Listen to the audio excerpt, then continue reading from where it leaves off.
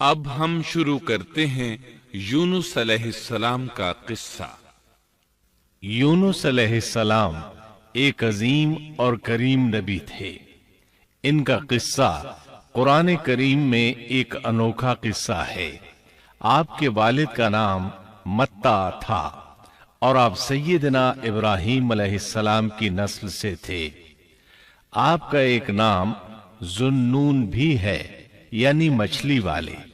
ان-نون کا مطلب ہے مچھلی۔ اسی طرح آپ کو صاحب الحوت بھی کہا جاتا ہے۔ اللہ تعالیٰ نے آپ کو ان سب ناموں سے پکارا ہے۔ آپ کو ایک عظیم بستی کی طرف مبعوث کیا گیا۔ اس بستی کا نام نینوا تھا۔ یہ عراق کے شمال میں واقع تھی، موصل کے بالمقابل تھی۔ ان دونوں کے درمیان دریائے دجلہ واقع تھا۔ موصل دریائے دجلہ کے کنارے واقع تھا، جبکہ اس کے بالکل سامنے نینوا کی بستی تھی۔ امام ابن کثیر رحمت اللہ علیہ نے نینوا کے بارے میں اور ان آثار و باقیات کے بارے میں لکھا ہے جو ان کے زمانے میں موجود تھیں۔ وہاں کچھ بت تھے جو اوندھے منہ گرے پڑے تھے۔ اللہ تبارک و تعالی نے یونس علیہ السلام کو نینوا کی طرف رسول بنا کر بھیجا۔ سورۃ الصافات آیت 139 میں ہے، اور بے شک یونس رسولوں میں سے تھے۔ آگے اللہ آیت 147 میں فرماتے ہیں، اور ہم نے اسے 1,00,000 بلکہ اور زیادہ آدمیوں کی طرف بھیجا۔ یعنی ان کی تعداد 1,00,000 سے زیادہ تھی۔ رہا یہ سوال کہ لاکھ سے کتنے زیادہ تھے، اکثر علماء کرام نے وضاحت کی ہے کہ وہ 1,00,000 سے قریباً 20,000 زیادہ تھے۔ اس طرح بستی والوں کی تعداد 1,20,000 تھی، اور یہ سب کے سب کفر پر تھے۔ یونس علیہ السلام انہیں سال ہر سال دعوت دیتے رہے، لیکن وہ اپنے کفر ہی پر ڈٹے رہے۔ پھر انہوں نے سیدنا یونس علیہ السلام پر ظلم و جبر شروع کر دیا، انہیں دھمکیاں دیں، مصائب و آلام سے دوچار کیا۔ مطلب یہ کہ جس طرح دوسرے انبیاء کرام کے ساتھ کیا گیا، ان کے ساتھ بھی وہی سلوک ہوا۔ آخر آپ نے اپنی قوم کو اللہ کے عذاب سے آگاہ کرتے ہوئے اعلان فرما دیا کہ فلاں دن تم پر عذاب آ جائے گا۔ پھر خود غصے کی حالت میں اس بستی سے نکل گئے، جبکہ اللہ تعالیٰ نے انہیں متعین دن کی مہلت دینے کی اجازت تو دی تھی، لیکن اس بستی سے نکل جانے کا حکم نہیں دیا تھا۔ جب آپ نے انہیں یہ مہلت سنائی تو خود غصے کی حالت میں بستی سے نکل گئے۔ سورہ انبیاء آیت 87 میں اللہ تعالیٰ فرماتے ہیں، مچھلی والے کو یاد کرو جبکہ وہ غصے سے چل دیا اور خیال کیا کہ ہم اسے نہ پکڑ سکیں گے۔ اس آیت کی تفسیر میں امام رازی رحمہ اللہ لکھتے ہیں، جس نے یہ گمان کیا کہ اللہ تعالیٰ اسے پکڑنے کی قدرت نہیں رکھتا، وہ آدمی کافر ہے۔ سیدنا امیر معاویہ رضی اللہ عنہ سے روایت ہے، انہوں نے سیدنا ابن عباس رضی اللہ عنہما سے کہا، آج رات قرآن کریم کی چند آیات کے معانی میں میں الجھ کر رہ گیا ہوں۔ مجھے کوئی راستہ سجھائی نہیں دے رہا کہ اس الجھن سے کس طرح نکلوں۔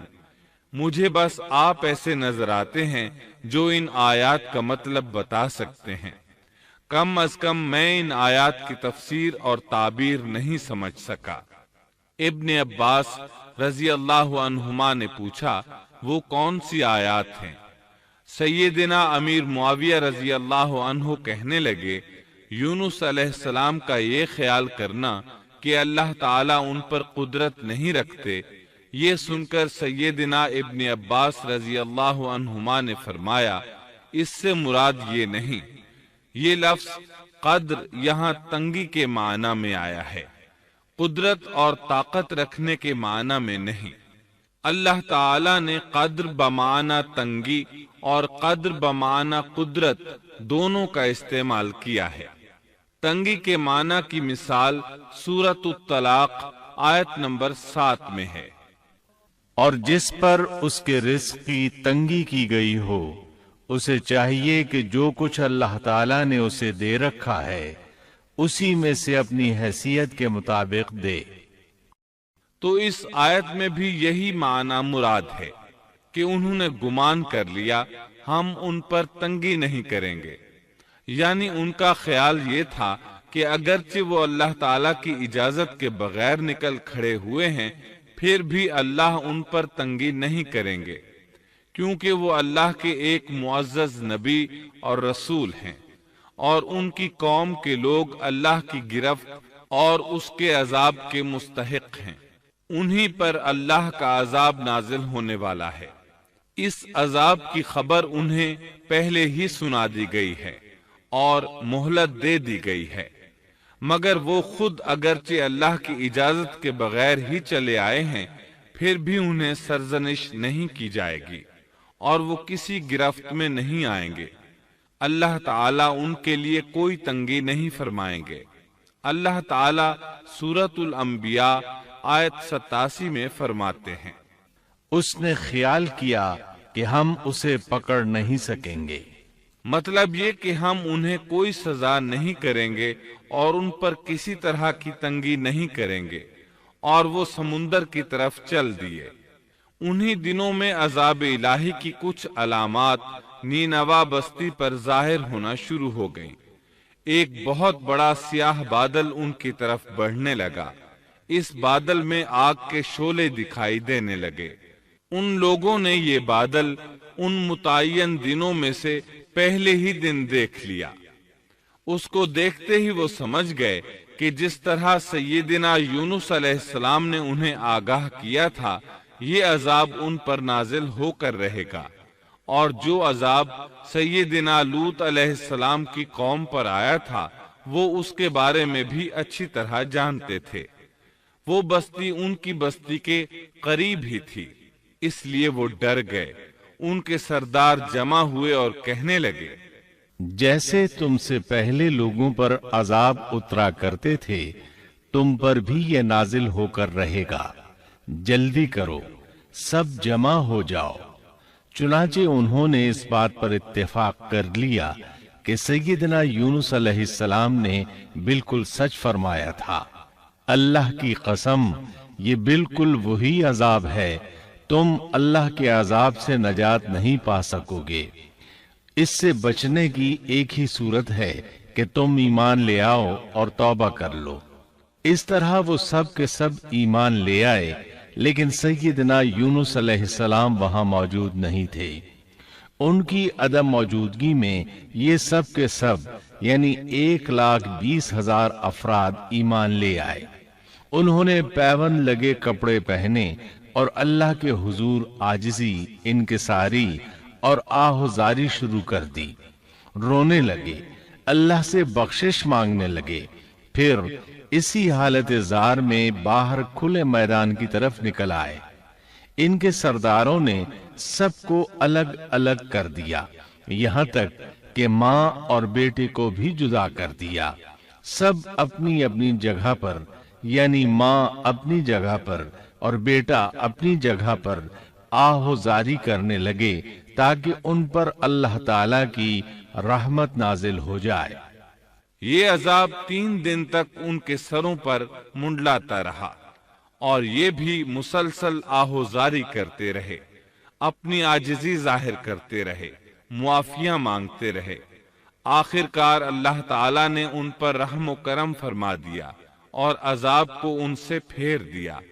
اللہ تعالی سورہ یونس آیت 98 میں فرماتے ہیں، چنانچہ کوئی بستی ایمان نہ لائی کہ ایمان لانا اس کے لیے فائدہ مند ہوتا سوائے یونس کی قوم کے۔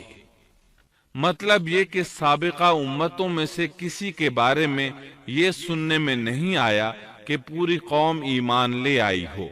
تمام بستیوں میں ایک بھی بستی ایسی نہیں تھی بس ایک یونس علیہ السلام کی قوم ایمان لے آئی۔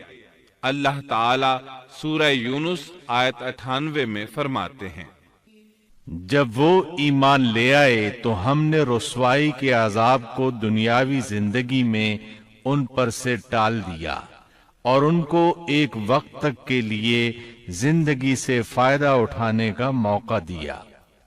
مطلب یہ کہ ہم نے انہیں دنیاوی زندگی کا لطف اٹھانے کا موقع دیا۔ اب اس قوم پر قیامت کے دن تک عذاب نہیں اترے گا۔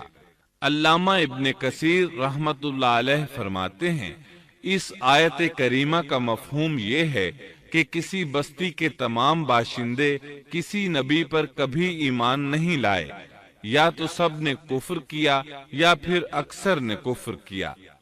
لیکن یونس علیہ السلام کی قوم واحد ایسی قوم ہے جو تمام کی تمام عذاب الہی کے آثار دیکھ کر ایمان لے آئی۔ سابقہ ادوار میں جتنی بھی بستیاں گزری ان میں اہل ایمان کے ساتھ یا تو کفار رہے ہیں یا ان میں منافقین بھی رہے ہیں۔ سوائے یونس علیہ السلام کی قوم کے وہ سب کے سب کافر تھے، پھر سب کے سب ایمان لے آئے۔ یہ اللہ تعالیٰ کے عجائبات میں سے ہے اور اس کی قدرت اور رحمت کی نشانیوں میں سے ہے۔ اب دوسری طرف کی سنیے، یونس علیہ السلام کو کچھ معلوم نہیں تھا کہ ان کی قوم کے ساتھ کیا ہوا۔ آپ تو غصے کی حالت میں بستی سے نکل کر سمندر کی طرف چلے آئے تھے۔ آپ ایک کشتی کی طرف آئے، اس میں سواریاں اور ساز و سامان لدا ہوا تھا۔ اللہ تعالیٰ سورۃ الصافات آیت 140 میں فرماتے ہیں، جب وہ بھاگ کر بھری کشتی پر پہنچے، کشتی روانہ ہوئی، موجیں اٹھیں، سمندر میں طغیانی آئی، یوں لگتا تھا کہ بس ابھی غرق ہوئے۔ کہنے لگے، بوجھ ہلکا کرو، اپنا ساز و سامان سمندر میں پھینک دو۔ چنانچہ انہوں نے اپنا ساز و سامان سمندر میں پھینک دیا۔ اس طرح کشتی کچھ ہلکی ہو گئی، لیکن ضرورت کے مطابق ہلکی نہ ہو سکی۔ اب وہ کہنے لگے، کسی کو سمندر میں گرانا ضروری ہے تاکہ کشتی مزید ہلکی ہو جائے، ورنہ یہ ڈوب جائے گی۔ جلدی کرو، قرع ڈالو۔ جس کے نام کا قرع نکلتا جائے اسے سمندر میں گراتے جاؤ اور بار بار یہ عمل دہراتے جاؤ یہاں تک کہ کشتی ہلکی ہو جائے۔ چنانچہ قرع ڈالا گیا۔ سب سے پہلے یونس علیہ السلام کا نام نکلا۔ سب کہنے لگے، نہیں، یہ تو ایسے نہیں ہیں، ان کے چہرے پر تو سجدوں کے نشانات ہیں، انہیں رہنے دو، پھر قرع ڈالو۔ چنانچہ پھر قرع ڈالا گیا، پھر انہی کا نام نکلا۔ سب نے تعجب کیا۔ تیسری مرتبہ پھر قرع ڈالا گیا، اس بار پھر یونس علیہ السلام ہی کا نام نکلا۔ اللہ تعالی سورۃ الصافات آیت 141 میں فرماتے ہیں، پھر قرآن اندازی ہوئی تو یہ مغلوب ہو گئے۔ ہر بار انہی کا نام نکلا۔ آخر کار ان لوگوں نے انہیں پکڑ کر سمندر میں گرا دیا۔ تو پھر انہیں مچھلی نے نگل لیا۔ حوت بڑی مچھلی کو کہتے ہیں۔ اللہ تعالی نے حوت کو القاء فرمایا، انہیں کھانا نہیں، نہ ان کے جسم کو کوئی گزند پہنچے۔ یہ اس مچھلی کو اللہ تعالی کے احکامات تھے۔ اللہ تعالی سورۃ الصافات آیت 142 میں فرماتے ہیں، تو پھر انہیں مچھلی نے نگل لیا اور وہ خود اپنے آپ کو ملامت کرنے لگے۔ یعنی وہ سمجھ گئے کہ بار بار جو ان کا نام قرآن اندازی میں نکلتا رہا ہے تو وہی مقصود ہیں۔ چنانچہ خود کو ملامت کرنے لگے، اور یہ ملامت توبہ کی ابتدا ہے کہ انسان خود کو ملامت کرتا ہے۔ اب یونس علیہ السلام مچھلی کے پیٹ میں تھے۔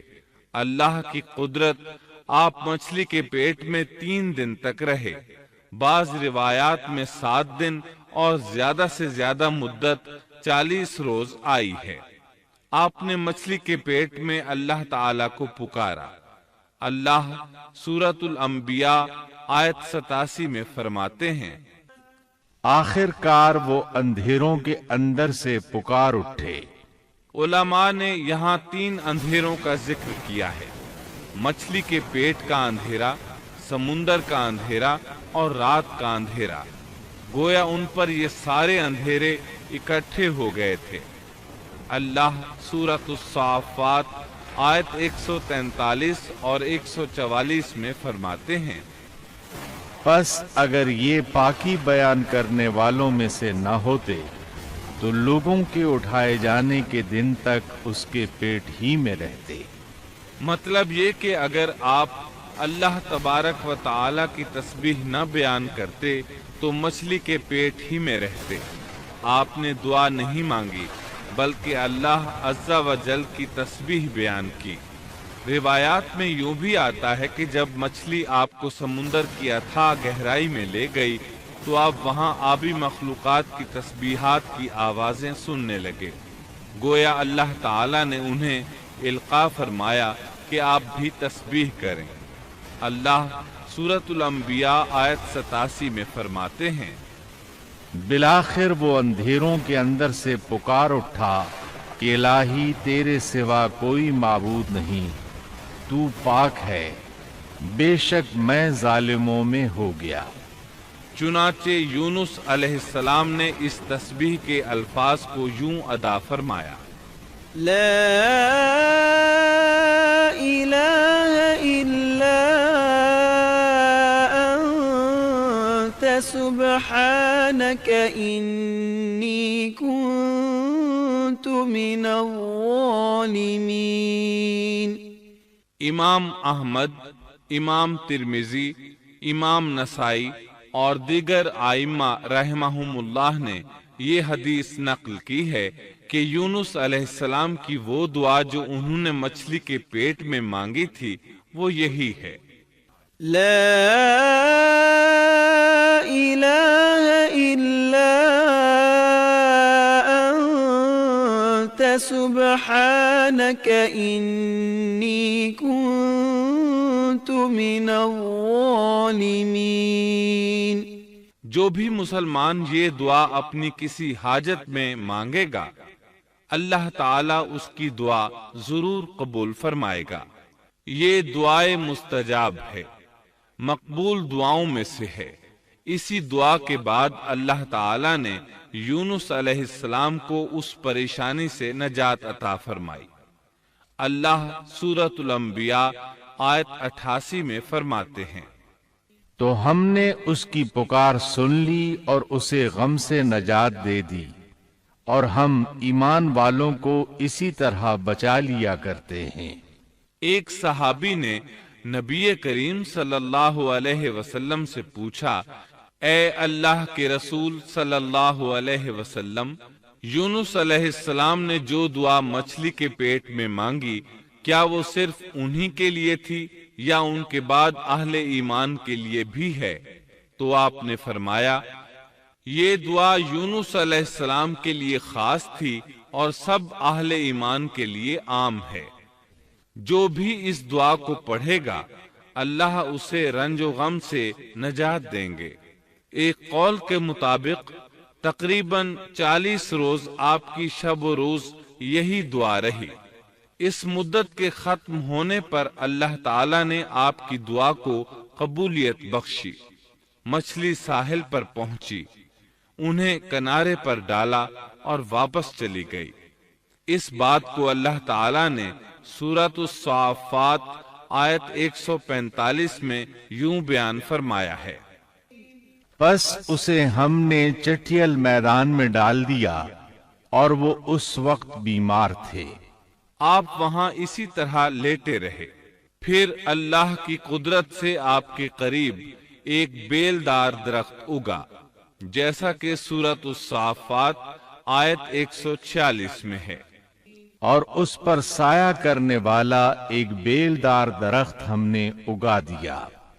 اس کدو کے درخت کے متعلق مورخین کا کہنا ہے کہ اللہ تعالی نے اس درخت کا انتخاب اس لیے فرمایا تھا کہ اس درخت کے پتے چوڑے ہوتے ہیں، ان کے سائے میں انہیں ڈھانپ دیا گیا تاکہ ہوا سے اذیت نہ پہنچے، اس لیے کہ ان کے جسم سے جلد اتر گئی تھی۔ پھر اس درخت سے خوش کن خوشبو بھی آتی تھی، اس خوشبو نے انہیں فرحت بخشی۔ پھر کدو کی خوشبو میں ایک خصوصیت یہ تھی کہ حشرات الارض کو دور رکھتی ہے۔ اللہ تعالی نے انہی خصوصیات کی وجہ سے اس بیلدار درخت کا انتخاب فرمایا تھا تاکہ آپ ہر طرح کی تکلیف سے محفوظ رہیں۔ یہ ہے اللہ کی قدرت، سبحان اللہ۔ اسی طرح مفسرین یہ بھی کہتے ہیں کہ اللہ تعالیٰ نے ان کے پاس ایک پہاڑی بکری بھیج دی، وہ آپ کے قریب آتی اور آپ کے سر کے اوپر اپنی ٹانگیں پھیلائے کھڑی ہو جاتی، اس طرح اس کے تھن آپ کے منہ میں چلے آتے اور آپ ان سے خواہش کے مطابق دودھ پیتے۔ یہ تھا آپ کا کھانا اور پینا۔ رفتہ رفتہ آپ کی حالت بہتر ہو گئی، توانا اور تندرست ہو گئے، پھر آپ اٹھنے کے قابل ہو گئے، اور یہ سب اللہ تعالیٰ کی مہربانی سے ہوا۔ جب آپ کی صحت لوٹ آئی تو اللہ تعالیٰ نے آپ کو پھر آپ کی قوم کی طرف بھیجا، جیسا کہ سورۃ الصافات آیت 148 میں ہے، اور ہم نے اسے 1,00,000 بلکہ اور زیادہ آدمیوں کی طرف بھیجا، پس وہ ایمان لے آئے اور ہم نے انہیں ایک زمانے تک عیش و عشرت دی۔ وہ سب کے سب آپ پر ایمان لے آئے تھے۔ اللہ تعالی نے اس قصے کے ذریعے نبی کریم صلی اللہ علیہ وسلم کو اشارہ فرمایا ہے کہ دعوت دیتے ہوئے اکتانا نہیں۔ اللہ سورۃ القلم آیت 48 میں فرماتے ہیں، اور مچھلی والے کی طرح نہ ہو جائیے۔ ان لوگوں کو دعوت حق دیتے رہیے، دیکھیے وہ سال ہر سال دعوت دیتے رہے لیکن اکتائے نہیں، ان سے مایوس نہیں ہوئے۔ ان کی پوری بستی میں سے ایک بھی ان پر ایمان نہیں لایا تھا، لیکن جب ان سے مایوس ہو گئے تو انہیں اللہ کے عذاب سے آگاہ کر دیا اور منہ پھیر کر چل دیے، تو وہ سب کے سب ایمان لے آئے۔ اللہ تعالی سورۃ القصص آیت 56 میں فرماتے ہیں، آپ جسے چاہیں ہدایت نہیں دے سکتے، بلکہ اللہ تعالیٰ ہی جسے چاہتا ہے ہدایت دیتا ہے۔ اس قصے میں بہت بڑا سبق ہے کہ کسی بھی حالت میں اللہ کی رحمت سے مایوس نہیں ہونا چاہیے، اور نہ ہدایت کے معاملے میں اپنی ذات پر بھروسہ کرنا چاہیے۔ ہدایت تو بس صرف اللہ تعالی ہی کی طرف سے ہے، آپ کے ذمے تو پیغام حق پہنچا دینا ہے۔ اللہ سبحانہ و تعالی کے ذمے ہدایت سے نوازنا ہے۔ اللہ تعالی نے انہیں پاک صاف بنا دیا، انہیں چن لیا۔ اللہ خود ہی سورۃ القلم آیت 50 میں وضاحت فرماتے ہیں، اسے اس کے رب نے پھر نوازا اور اسے نیک لوگوں میں کر دیا۔ امام مسلم نے ایک حدیث روایت کی ہے کہ نبی کریم صلی اللہ علیہ وسلم نے فرمایا، تم میں سے کوئی شخص ہرگز یہ نہ کہے کہ میں یعنی محمد یونس بن متیٰ سے بہتر ہوں، یعنی یوں نہ کہے کہ میں سیدنا یونس علیہ السلام سے افضل ہوں۔ وہ اس طرح کہ وہ تو اپنی قوم کے ایمان لانے سے مایوس ہو گئے تھے اور میں مایوس نہیں ہوں، اس طرح بالکل نہ کہے، کیونکہ بالآخر اللہ تعالی نے آپ کو چن لیا اور برگزیدہ بنا لیا اور صالحین میں داخل کر لیا۔ اس واقعے میں نبی کریم صلی اللہ علیہ وسلم کو جو ہدایت دی گئی ہے اس کا ذکر سورۃ القلم آیت 41 میں آتا ہے، پس تو اپنے رب کے حکم کا صبر سے انتظار کر اور مچھلی والے کی طرح نہ ہو جا۔ مطلب یہ کہ یونس علیہ السلام کی مانند نہ ہو جائیے جو اپنی قوم کے ایمان لانے سے مایوس ہو گئے تھے۔ یقیناً دین کی دعوت اور حق کے پرچار میں یہ بہت عظیم سبق ہے کہ داعی اللہ کو کبھی مایوس نہیں ہونا چاہیے۔ یونس علیہ السلام کا قصہ ختم ہوا۔